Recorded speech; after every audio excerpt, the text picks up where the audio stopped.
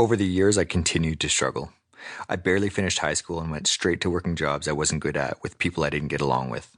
I started a business that had never made money, but left me with 6 figures of unsecured debt before I turned 21. I had nothing to show for it and no income to pay it back. I was ashamed of my body. I wasn't good with girls. I had a short fuse and dealt with anger and frustration on a daily basis. I wasn't articulate and I cowered if any attention was on me. For as much as I wanted to be seen for who I dreamed I could be, I didn't want to be seen for who I really was. I constantly changed everything in my world while still trying to figure things out. I moved to at least 30 homes in a 10-year span, putting my footprint on every area of the city.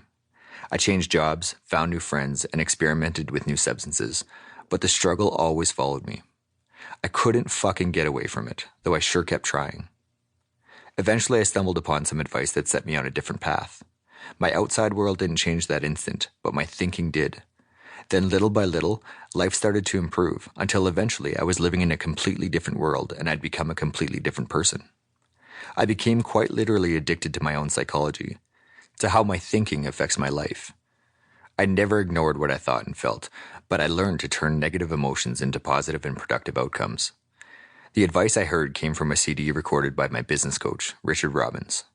This introduction to a new way to look at life was the seed of a truth I couldn't ignore.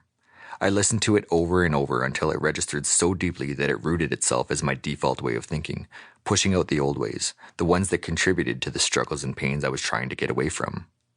This new paradigm, combined with my own experiences and life lessons that followed, became the basis for this book. A common experience.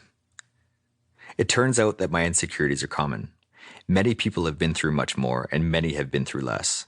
Each one of us is on our own inimitable journey, and despite that, it took me a long time to realize that the inner challenges I faced weren't exclusive to me. Nobody's are. Our experiences in life aren't all the same. We each experience our life challenges at different intensities for different reasons, but every emotion and thought that you and I have felt has also been felt by another. This is what connects us as humans. The trial we face is to find ways to work through our thoughts so we can turn our struggles into genuine successes. Our ability to do so is really the only thing that separates us, and the good news is that everyone is capable of it if they allow themselves to trust the process. I'm not an expert in the field of self-assurance. I don't study it for a living, and I have no official credentials that qualify me to speak about it. In fact, I have no formal degree in anything. I was barely 17 the last time I stepped foot in a school classroom. But I am an active student, learning as I move through life, studying others, and reflecting often. In doing this, I eventually found a way to become someone that my younger self would have never imagined possible. I found a way to escape the mediocre life I thought I was doomed to live. The road wasn't paved with sunshine and roses, but I learned to turn my deepest fears and insecurities into the very sources of my success. It's not what I have that I'm particularly proud of, but of who I've become, the people I've attracted into my life, how I feel, and how I learn to deal with the way I feel. I have come to realize that I'm capable of achieving anything I truly want, and it's a stark contrast to the person I used to be and the life I used to live.